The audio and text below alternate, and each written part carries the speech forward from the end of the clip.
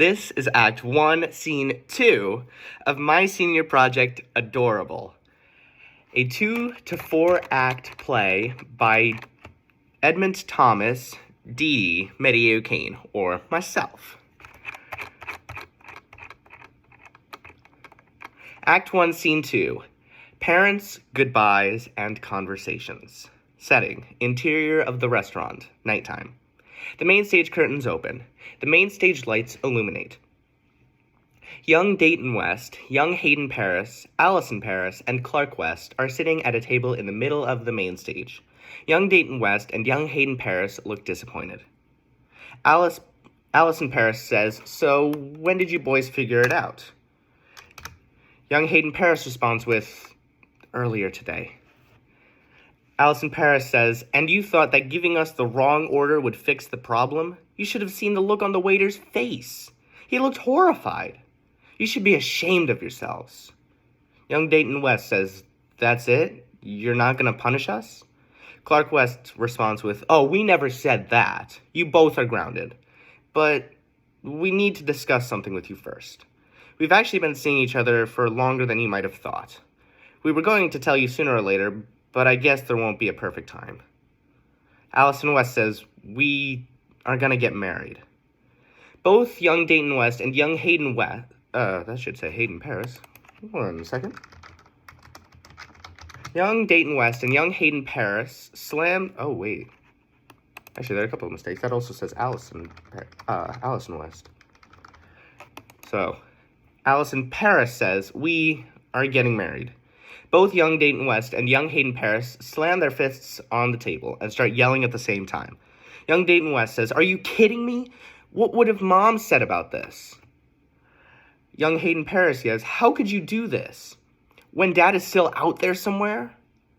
Clark West, interrupting, says, "Calm down."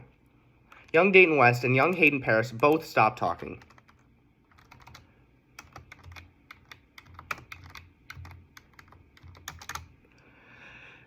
Clark West says, "We can discuss this further later. For now, sit back down, stay quiet, and let us finish eating our food. The food that you mixed up. Understood?" A pause. "I said understood?"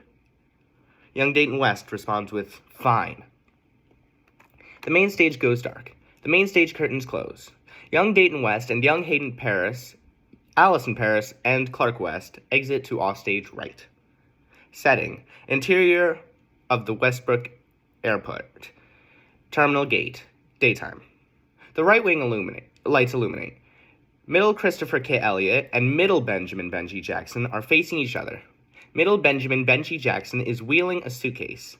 Middle Christopher K. Elliott is upset. Middle Christopher K. Elliott says, "I can't believe you're going away for a few years. I'll miss you so much." Middle Benjamin Benji Jackson says, "I'll miss you too." Middle Christopher K. Elliott and middle Benjamin Benji Jackson embrace. When they move out of their embrace, middle Benjamin Benji Jackson wipes a tear from middle Christopher K. Elliott's eyes. The airport marshaller from offstage says, "Now boarding flight 777. The reason I chose that is because that is presumably the number on the flight for the musical Come From Away. Middle Benjamin Benji Jackson says, "Well, I guess that's me. Don't forget me, okay?" Middle Christopher K. Elliott responds with, "Oh, Benji." Just before middle Benjamin Benji Jackson exits to the offstage right ramp, middle Christopher K. Elliott calls out to him. Just before middle Benjamin Benji Jackson could respond, after turning around, middle Christopher K. Elliott gives him a kiss. If a kiss alternate is needed, the hug from the previous page can be skipped, and instead of calling out to middle Benjamin Benji Jackson, middle Christopher K. Elliott reaches out to grab his hand, pull him closer, and gives him a hug.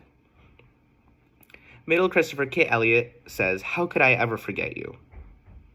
The right wing goes dark. Middle Christopher K. Elliott and middle Benjamin Benji Jackson exit to the offstage right ramp. Setting, interior, the Taylor's home. Charlie's room, daytime. The front main stage lights illuminate. Middle Charlie Taylor, is sitting playing the song Living Love by Empyrean Music on a piano. That is my song. Now, I've stated in a previous video that you can find on YouTube that technically it is not an original song, but at the same time it is. I made the piano piece for it very simply. It was about 2 or 3 weeks later that I actually found out that there is a very similar piece called Lean On Me. But because it is technically, I wrote it without knowing, I am going to be using that. So, I don't believe any copyright is infringed. If I'm wrong, please let me know, because I don't want to get sued. Jason Taylor enters from the offstage left ramp. Jason Taylor says, "Hey bud, I need to talk to you." Middle Charlie Taylor says, "About what?" Jason Taylor says, "Well, about Summer. I made a promise to her father before his passing, saying that he wanted you to marry her when the time comes. Remember, he was my best friend." Middle Charlie Taylor says, "What? Are you serious? I can't marry her. Before he could finish, he pauses and turns away. Jason Taylor says, "Why can't you marry her?" Middle Charlie Taylor says, "Dad, he sighs. "I'm gay." Just then, Jason Taylor's expression of care turns to agitation. Jason Taylor says, "Not my son. I will not allow it. Now you will marry Summer, and I will not hear any more about it. End of discussion." At this point, Middle Charlie Taylor is furious with his father.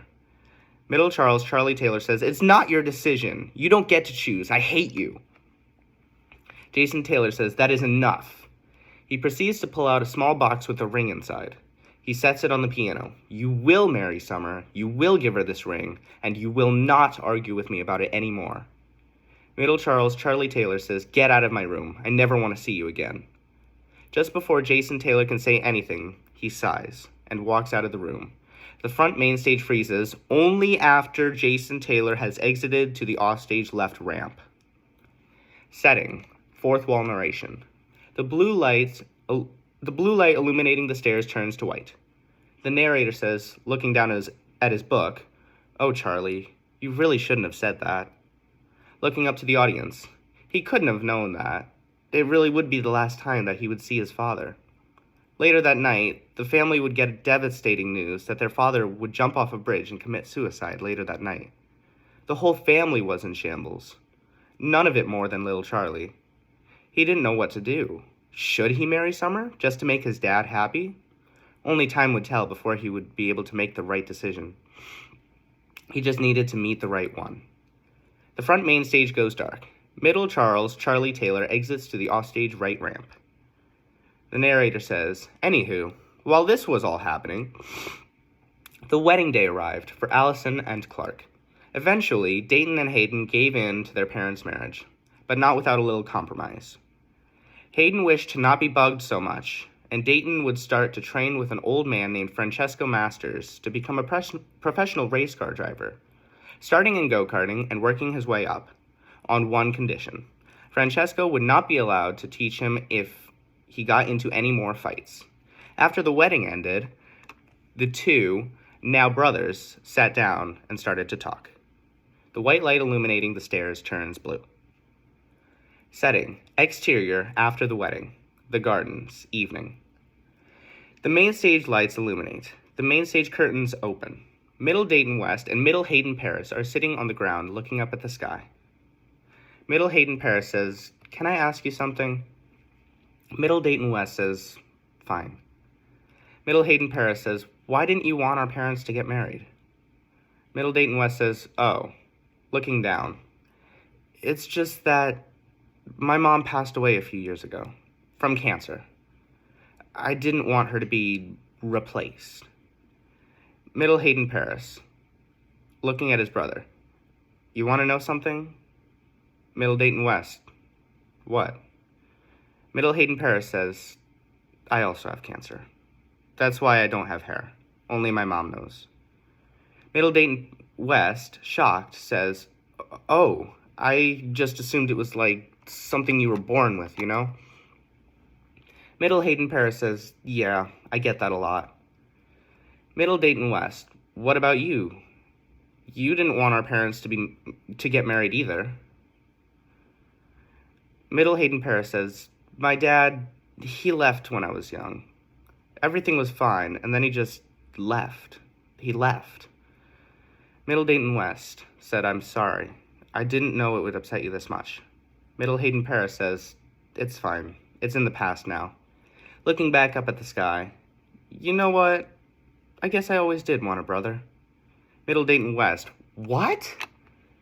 Middle Hayden Paris says, I mean, I know we don't get along the best, and I don't like the thought of having another dad, but I guess having a brother isn't so bad. Middle Dayton West says, I guess not. The main stage freezes. Setting, fourth wall narration. The blue light illuminating the stairs turns to white. The narrator says, cue, huh? The main stage goes dark. The main stage curtains close. Middle Dayton West and Middle Hayden Paris exit to offstage right. The narrator says, from that moment on, they were inseparable. Dayton wanted Hayden to be his race engineer after he started onto the junior series. The next year, they both graduated from high school. It was then that Dayton learned that at the start of the year, Hayden had been starting to use drugs, which meant he had to have a new engineer, named TJ, was forced to take his place. Despite the obvious anger that Hayden felt after Dayton told his parents, who put him into rehab, he couldn't really express that anger. Anyways, about 4 months after Dayton won the junior series, he moved on to the local racing series, and just as he was leaving his hotel room, there was Hayden, who was still supposed to be in rehabilitation. The white light illuminating the stairs turns to blue.